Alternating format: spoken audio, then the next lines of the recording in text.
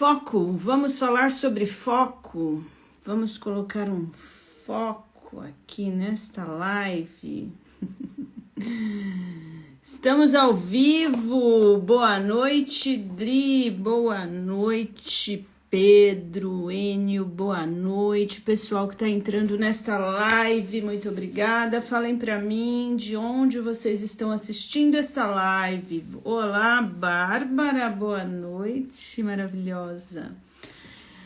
Quem conta para mim a cidade de onde está assistindo a live, se é a primeira vez que você está assistindo esta live aqui no Te Cuida, este canal feito para lembrar que você é a pessoa mais importante.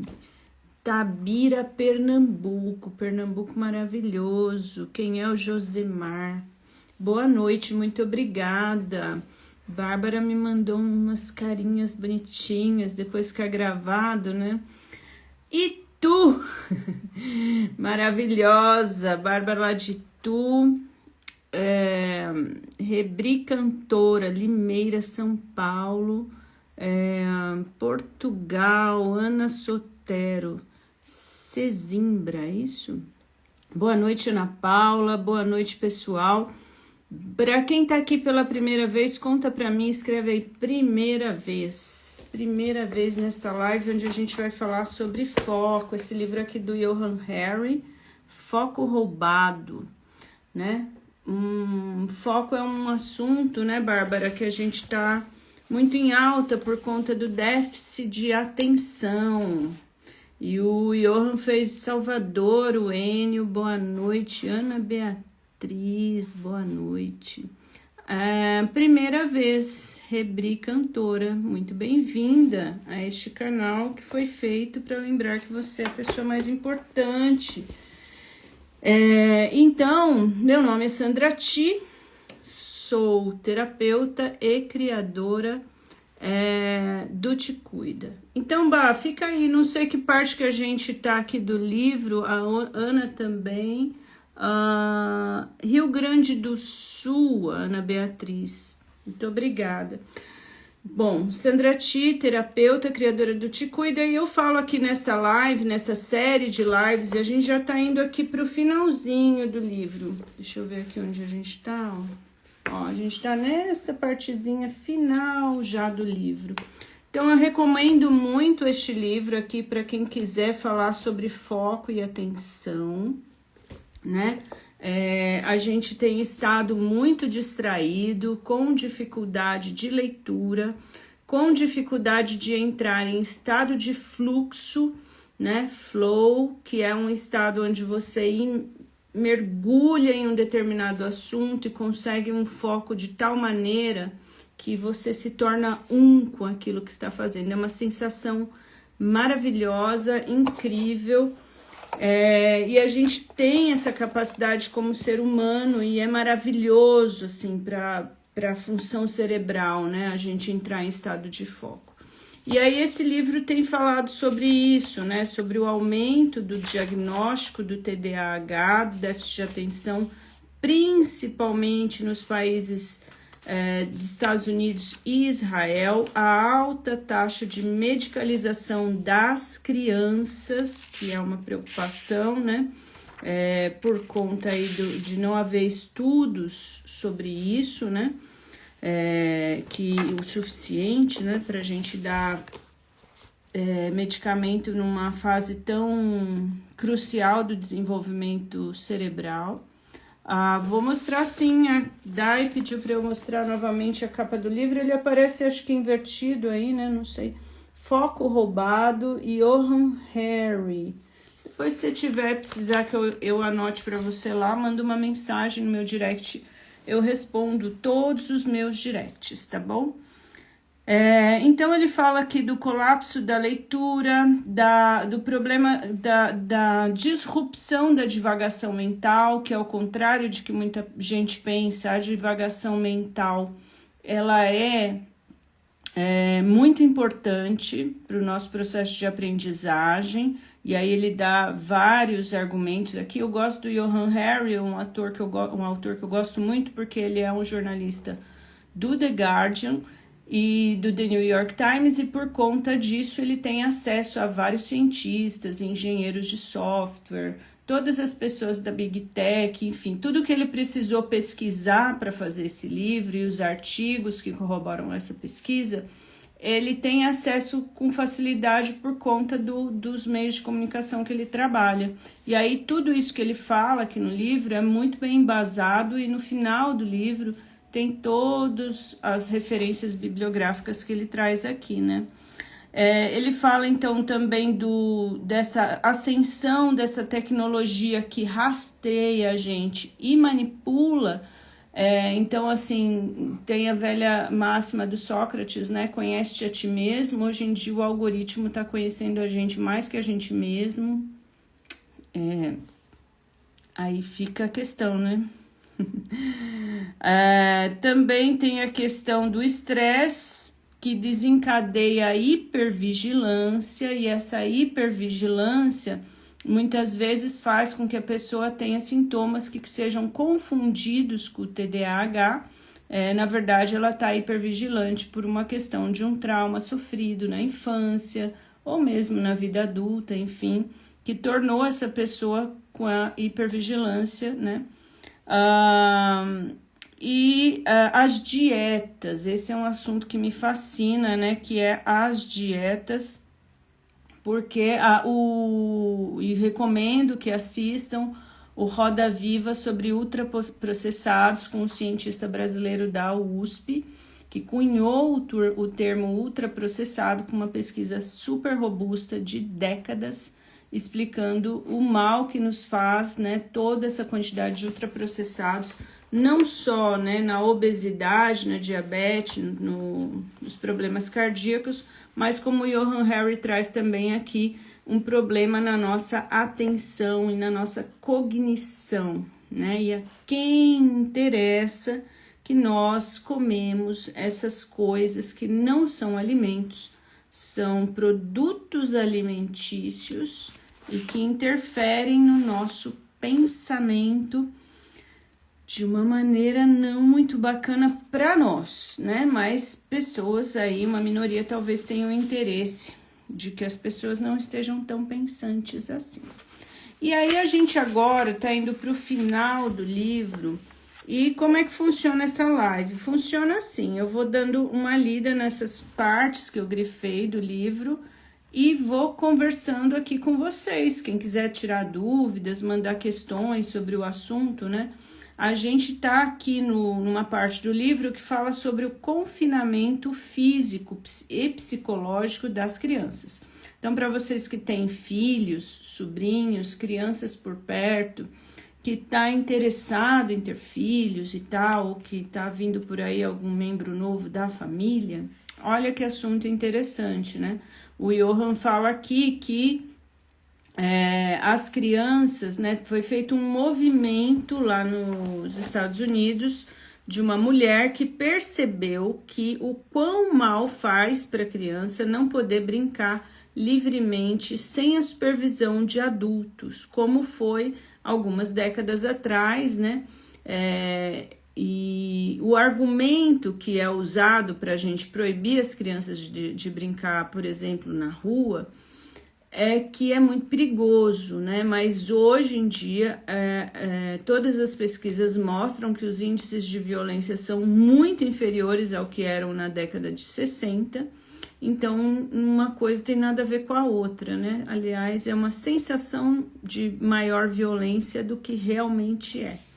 E, de novo, a quem interessa isso. Então, uma mulher fez um movimento, inclusive fez uma escola, ajudou a fundar uma escola com esse propósito.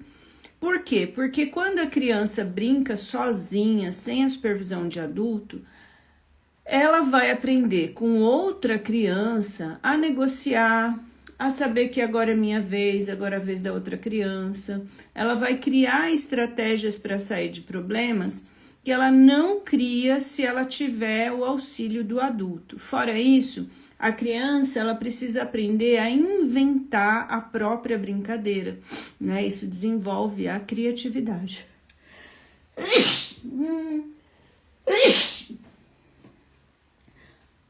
fazer... Estamos ao vivo, minha gente. 1000 perdões. Não consegui segurar. Aliás, espirro não é para se segurar, né? Eu sou um ser humano, afinal de contas. Então, voltando aqui, eu vou ler um trechinho dessa parte do livro que a gente está estudando aqui. E se vocês tiverem algum comentário, fiquem à vontade, tá? Isso é uma oportunidade de a gente bater um papo sobre esse assunto tão importante. Ele fala aqui, né, continuando, sobre essa criança, essa escola que colocava as crianças para brincar livremente, ao invés de ter um currículo tão fechado quanto esse mais teórico que a gente vive hoje em dia, pelo menos aqui no Brasil, né? Ele fala que perguntou para uma criança o que as crianças fazem o dia inteiro nessa escola. As de 4 anos passam a maior parte do tempo jogando jogos muito elaborados que duram meses e acabam configurando numa mitologia épica, como se fosse uma versão infantil do Game of Thrones. Então, crianças de 4 anos nessa escola jogam jogos muito elaborados, que parece um Game of Thrones, como ele diz aqui. Tem tem clãs, lutas contra os goblin, dragões, e elas constroem fortes nos amplos terrenos da escola. Então, as crianças brincam no ar livre, elas constroem coisas. Nossa, espirrei, deu até uma bagunçada aqui. Elas constroem coisas e tal no quintal da escola. Acenando em direção às pedras, Hannah diz que no meio desses jogos, acho que aprendem a resolução de problemas, porque ficam construindo esses fortes e às vezes há um conflito dentro do grupo e eles têm que resolver. Então, aprendem a ser criativos e pensar nas coisas de um jeito diferente. Então, o que muitas pessoas podem achar bobagem, assim, elas só estão brincando, só é bobagem de criança, fazer casinha na árvore, fazer um castelo de papelão, isso é bobagem. Não, gente, não é. É assim que a gente aprende a desenvolver a criatividade, a negociar e entrar em acordo com as pessoas. Os alunos mais velhos tendem a formar grupos e pedir para aprender coisas juntos, como, por exemplo, cozinhar, fazer cerâmica ou música. As pessoas fazem sessões de aprendizado, diz ela. Eu descubro um assunto que realmente me interessa e me mergulho nele. Pesquiso ou leio a respeito por uma semana ou alguns dias e depois passo para outra coisa. Tenho muito interesse por medicina, então pego especialidades de medicina, fico lendo um monte a respeito e aprendo tudo que posso. Então, você acha que a criança vai ficar sem fazer nada, com as pernas para cima? Não, ela vai estudar o que é interessante para ela, né? Nas escolas tradicionais, a gente enfia um assunto goela abaixo das crianças e é isso que tem para hoje. E a criança não quer, porque nem todo mundo gosta do mesmo assunto. Diz que tem um código de leis bem elaborado nessa escola, que a escola construiu ao longo dos anos. Se é pego burlando as leis, é julgado por um júri no qual está representado toda a gama de idades de criança na escola e o júri decide a punição. Então, eles têm uma corte própria na escola, né? Por exemplo, se quebrar o galho de uma árvore, eles podem decidir que não será permitido de subir em árvores por algumas semanas, por exemplo. A escola é tão democrática que as crianças votam até se membros individuais da equipe deverão ser recontratados no ano seguinte. Então, você vê, os funcionários são decididos democraticamente pelas crianças. Fomos até a sala de dança, a sala dos computadores e todas as paredes sempre cobertas com estantes de livros. Nessa escola, isso ficou claro. As crianças fazem coisas que têm sentido para elas. Acho que você não consegue usar a imaginação e ser criativo. Então, é como lhe pusessem dentro de uma caixa, Hannah contou. Eu não sinto tanta pressão de aprender cada um dos fatos isolados e confio que a ideia principal ou as coisas mais importantes simplesmente vão ficar no meu cérebro.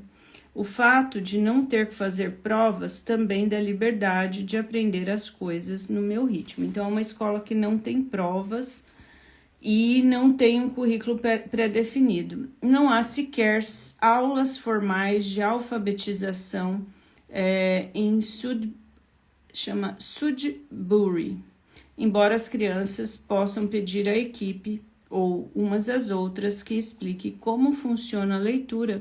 Certamente pensei, de início, isso deve produzir semi-analfabetos, não? Eu quis saber qual era o resultado desse tipo de educação, então fui entrevistar o professor Peter Gray, um psicólogo pesquisador no Boston College, que acompanhou os alunos dessa escola para ver como elas estavam se saindo. Será que viravam desastres indisciplinados, incapazes de funcionar no mundo moderno?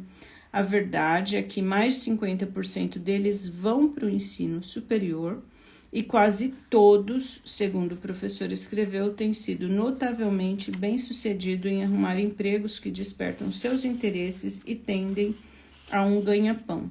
Foram em frente, bem-sucedidos, escolheram uma ampla gama de ocupações nas artes, nas ciências, na medicina, em outras profissões, em ramos comerciais. Então é assim, gente, tudo parece utopia até alguém ir lá e fazer e dar certo, né? Então as utopias estão aí pra gente caminhar e colocar em prática e testar, ficar falando, isso não vai dar certo, nunca é possível. Não é assim que funciona.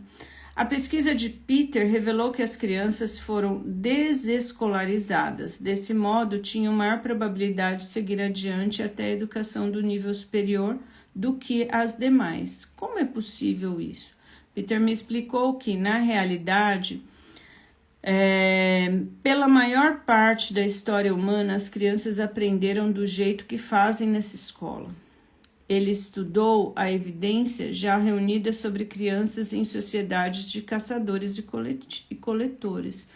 A anomalia não é essa escola Sudbury, explicou ele. É a escola moderna, que foi concebida muito recentemente, em 1870, para treinar crianças a ficarem sentadas, quietas, sem falar, sem fazer o que era mandado, a fim de prepará-las para trabalhar em fábricas.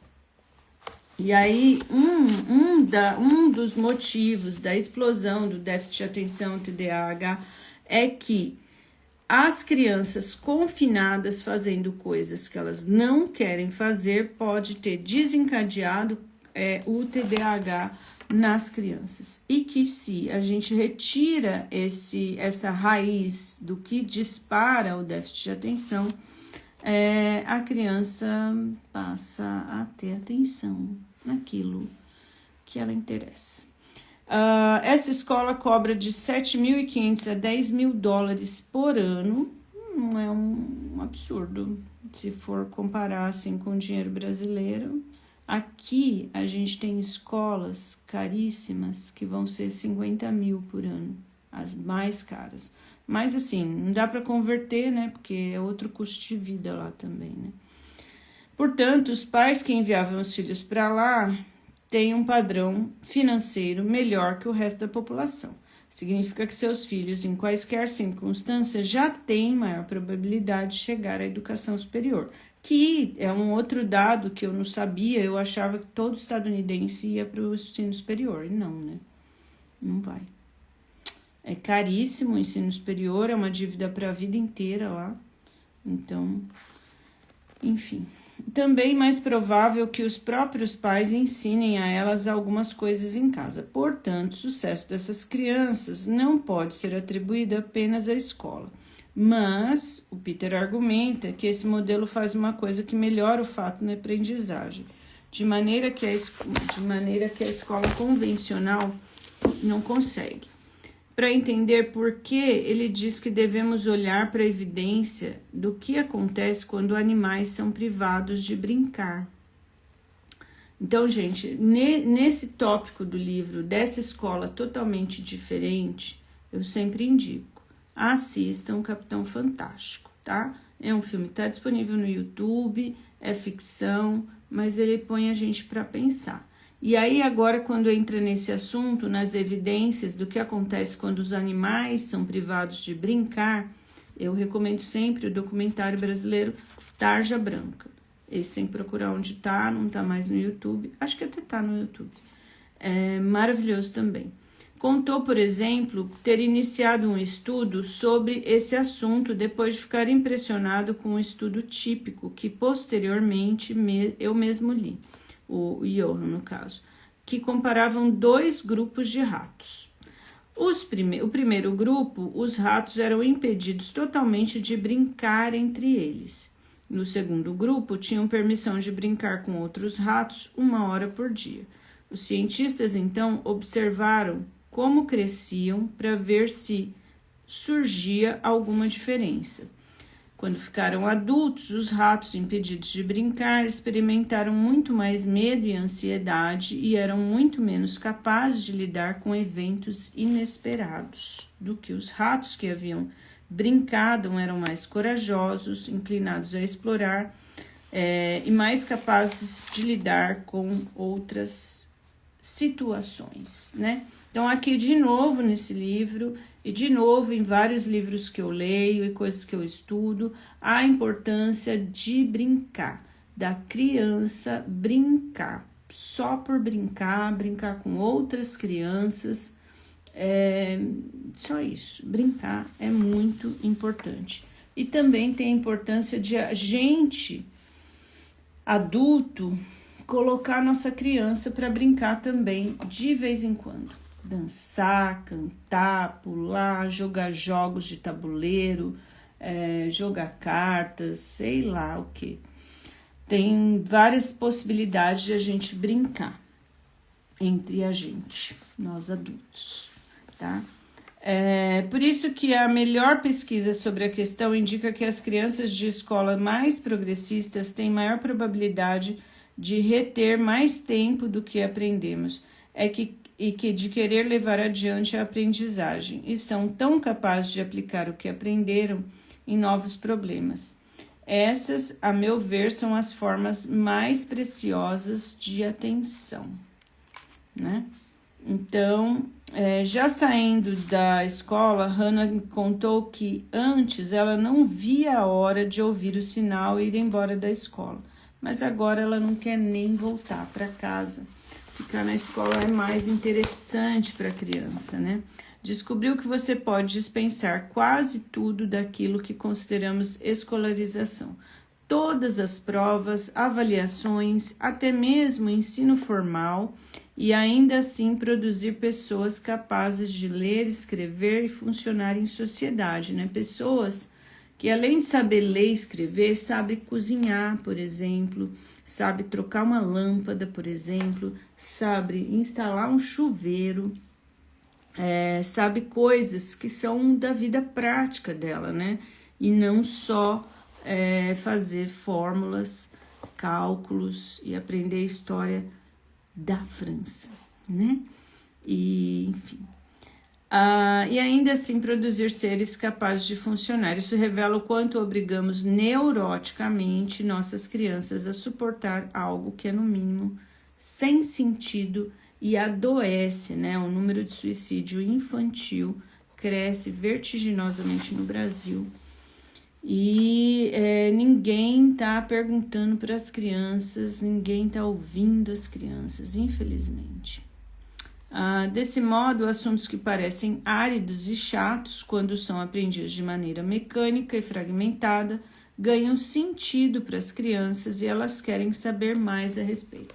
Bom, existe a Escola da Ponte, né, famosíssima lá de Portugal, né? Acho que ela não sei se ela ainda funciona, mas é um exemplo de escola que eu acho maravilhosa, encantadora. Existem diversas outras possibilidades, né, de escola, mas... e o Estado, eu vejo, eu percebo, eu atendo bastante professoras, eu percebo iniciativas, né, inclusive... né, tem essa lei aí nova da proibição do uso de telas nas escolas, mas tem uma lei mais antiga, que é de 2003, que eu ouvi um podcast essa semana falando que essa lei não pegou tanto assim, né, que é a lei que obriga as escolas a colocar no currículo, em todas as matérias, a aprender sobre a história africana, porque a gente tem uma forte influência africana aqui no Brasil por conta dos escravizados que vieram para cá, mas a gente pouco sabe sobre África, né? A gente, na maioria das vezes, não sabe nem o nome dos países de África. E a gente sabe um monte de nome de países da Europa, por exemplo, e a gente sonha em ir para a Europa e para os Estados Unidos e não sonha tanto assim ir para a África, né? Que é um continente maravilhoso, diga-se de passagem, tem mais pirâmides na África do que no Egito, aprendi recentemente. E aí eu questionando essas professoras que eu atendo, elas falam, sim, a gente tem no currículo, e desde da creche é ensinado as brincadeiras, as comidas, as roupas, enfim, eles colocam no dia a dia das crianças sobre isso.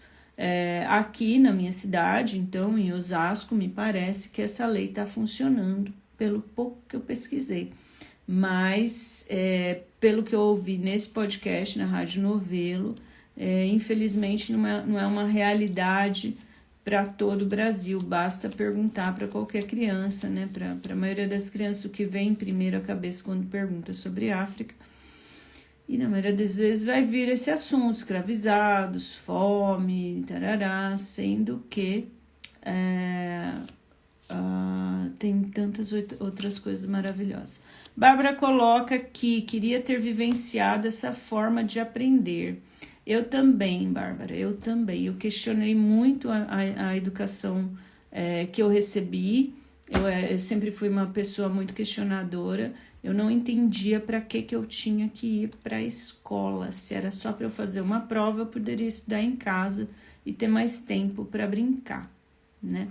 E depois que inventaram agora na pandemia a educação à distância, eu falei, era isso que eu queria, a educação à distância. Mas hoje eu não sou a favor da educação à distância, só o mínimo necessário, assim, eu prefiro 1000 vezes ir até ter aula presencial, né? Hoje na faculdade eu adoro ir para a faculdade, é maravilhoso. Porque é lá que a gente se relaciona, lá que a gente aprende a conviver com as pessoas, aprende coisas que não dá para aprender através de uma tela, né? Mas ainda questiono o ensino que a gente tem hoje, até no ensino superior, muito voltado para a teoria e não para a prática, né? Infelizmente ainda é assim. Mas você vê, né? Se existe uma escola dessa que funciona lá há mais de 1-2 décadas, então tem jeito. Eu acredito que tem jeito. E a gente precisa ir buscando essas informações, né? Buscando e cobrando das escolas uma mudança, né? Cobrando do Estado, cobrando socialmente, como fez essa pessoa que fez todo esse movimento, conseguiu colocar isso em prática. O fato é que o efeito colateral de a gente não mudar isso é esse aumento da ansiedade, da depressão e de alguns diagnósticos, como, por exemplo, o déficit de atenção. E outra coisa, taxa de suicídio, que é mais preocupante, né? Então, não deixamos que brinquem à vontade, aprisionamos as crianças em nossas casas, onde poucas podem fazer, exceto interagir por meio de telas, e o nosso sistema escolar, uma grande medida, deixa amortecidas e entediadas. Alimentamos nossas crianças com comida que causa picos de baixa energia, comendo aditivos que funcionam como drogas capazes de deixá-las hiperativas, mas que não têm nutrientes do que elas precisam, permitimos que fiquem expostas a substâncias químicas na atmosfera que perturbam o seu cérebro, e não é culpa delas que, como resultado, tenham dificuldade de aprender e prestar atenção. É culpa do mundo que construímos para elas. Enfim, esse livro, minha gente, é um livro às vezes difícil de ler, porque não dá para desler depois, né? Então, eu precisei compartilhar ele aqui ao vivo com vocês, para que mais pessoas, né? Que se uma pessoa se for incentivada a buscar mais sobre esse assunto, a ler este livro, Foco Roubado, do Johann Hari, enfim, a conversar mais sobre isso, buscar mais informação sobre isso, a gente vai conseguir uma massa crítica, porque o que eu tenho falado ao longo dessas lives, minha gente, é que assim como hoje a gente acha um absurdo o que acontecia décadas atrás, de as pessoas fumarem dentro de casa, de as pessoas fumarem dentro do avião, dentro do restaurante, de crianças fumando, fazendo propaganda de cigarro de chocolate, isso tudo a gente hoje olha e fala, meu Deus, que absurdo. Da mesma maneira, nós seremos os bárbaros do futuro, né? A gente vai, daqui a 1, 2 décadas, olhar para 2025 e falar, meu Deus, como que dava um celular sem nenhuma lei protegendo as crianças disso, entregavam assim na mão da criança, um negócio que vicia mais do que cigarro, né? E com fake news rolando solta, nada controlado, tudo bagunçado. Como que vai ser? Para mim foi um choque quando minha filha nasceu, porque até minha filha nasceu, eu assistia a TV e estava tudo bem. Quando ela começou a assistir TV e tinha propaganda de cerveja com um bonequinho que ela achava bonitinho, eu falei, eita, nós, esse bonequinho tá sendo associado na cabeça dela, na cabecinha dela, um bonequinho bonitinho com uma bebida alcoólica. Isso não vai dar bom. E aí eu lembro que na época eu escrevi até sobre isso para algum órgão, enfim, porque eu era do marketing e eu me achei nesse direito.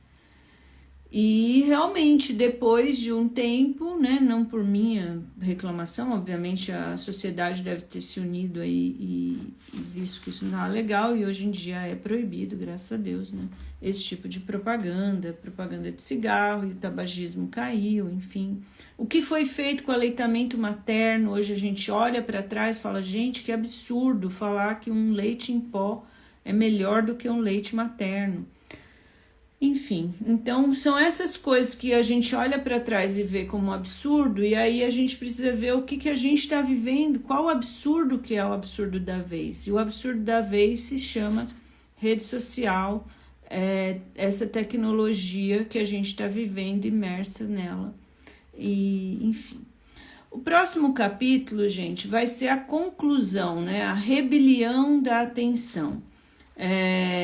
Ele fala aqui, se esse livro fosse de autoajuda, eu poderia redigir uma conclusão agradável e simples para essa história. Mas esse livro tem uma estrutura que o leitor, satisfeito, o autor identifica o problema, geralmente, que ele tem enfrentado, explica o que ele fez para resolvê-lo, então diz agora, caro leitor, você pode fazer como eu e isso te libertará. Mas esse não é um livro de autoajuda. E o que eu tenho a dizer é mais complexo. Isso significa uma admissão. Eu mesmo não resolvi em mim o problema por completo. A minha atenção nunca esteve pior. Então, o próximo capítulo do livro, que a gente vai abordar na quinta-feira, às 19 horas, é a conclusão, o fechamento do livro. Provavelmente a gente vai terminar, né, essa leitura, porque a conclusão é pequenininha, mas eu vou fazer ela então na quinta-feira. De que o Johan fez para tentar resolver esse problema que era dele mesmo quando ele começa a ler o livro, a criar o livro, né? Aí pesquisar sobre isso. Que tudo começou quando ele percebeu que o sobrinho dele não tinha mais um assunto que tirasse ele da tela do celular e que ele foi viajar junto com o sobrinho e viu que as pessoas estão lá num lugar maravilhoso tal, mas olhando o lugar através de uma tela, e quanto que a gente está viciado nesse negócio e deixando de interagir com outras pessoas, deixando de conversar e trocar com outras pessoas, e o quanto isso tem sido danoso para a nossa saúde mental. Então, o canal Te Cuida é um canal feito para lembrar que você é a pessoa mais importante, mas também é feito para falar sobre saúde mental, sobre amor próprio, principalmente, sobre o amor, né?